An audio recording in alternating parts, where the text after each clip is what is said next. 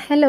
അപ്പോൾ നമുക്ക് ഇന്നത്തെ ഒരു ലഞ്ചിൻ്റെ വീഡിയോ കണ്ടാലോ? ഇന്നത്തെ അല്ല കേട്ടോ, 2 ദിവസം മുന്നേ ഉള്ളതാണ്. അതായത് ഇന്നലെ നമ്മുടെ ഇതിൻ്റെ ലോങ് വീഡിയോ ഇട്ടിട്ടുണ്ടായിരുന്നു കേട്ടോ. അതൊന്ന് കയറി കണ്ട് സപ്പോർട്ട് ചെയ്യണേ.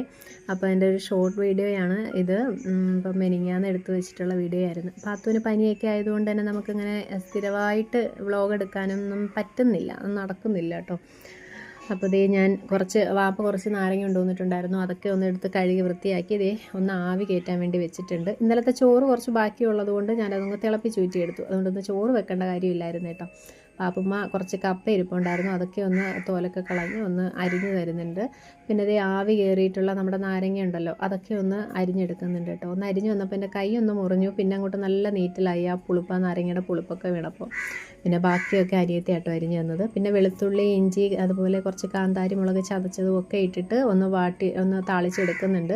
വെളിച്ചെണ്ണയ്ക്കകത്താട്ടോ ഇട്ടത്. ഇത് അധിക ദിവസമൊന്നും ഇവിടെ ഇരിക്കത്തില്ല.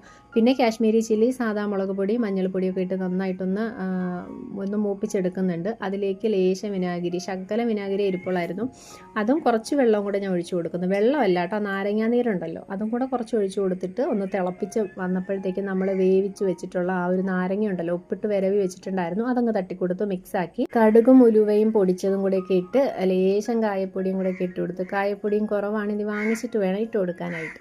അങ്ങനെ അച്ചാർ അവിടെ റെഡിയാക്കി അതങ്ങോട്ട് മാറ്റി വെച്ചിട്ടുണ്ട് കേട്ടോ. ഡീറ്റെയിൽ ആയിട്ട് നമ്മൾ വീഡിയോയിൽ ചെയ്തിട്ടുണ്ട്. പിന്നെ മീനൊക്കെ തട്ടിയിട്ട് വെച്ചു. അയലയും ചെറിയ വേറെ ഒരു ചാള പോലത്തെ മീനും ഒക്കെ ആയിരുന്നു. അയല എടുത്ത് കട്ട് ചെയ്യാനായിട്ട് പാപ്പുമ്മയുടെ കൈ കൊടുത്തു. പിന്നെ തക്കാളിയും പച്ചമുളകും ഒക്കെ അരിഞ്ഞിട്ട് കറിയുടെ അരപ്പൊക്കെ കലക്കി അടുപ്പിലോട്ടങ്ങ് വെച്ച് കൊടുക്കുന്നുണ്ട് കേട്ടോ. ഇപ്പോഴും നമ്മൾ വിറകടുപ്പ് തന്നെയാണ് ഉപയോഗിക്കുന്നത്. അങ്ങനെ ചോറ് വെക്കേണ്ട കാര്യമില്ലാത്തതുകൊണ്ട് വലിയ പണിയൊന്നും ഇല്ലായിരുന്നു കേട്ടോ. പിന്നെ കുറച്ച് പച്ചക്കറിയൊക്കെ അരിഞ്ഞെടുത്ത് അവിയലിനൊക്കെ ഉള്ളത് അത് റെഡിയാക്കി, കുറച്ച് വെണ്ടയ്ക്ക മെഴുക്കുരട്ടിയും കൂടെയൊക്കെ ആയിട്ടുണ്ട്. ഇഷ്ടപ്പെട്ടാൽ ലൈക്ക് ചെയ്യുക. ബൈ.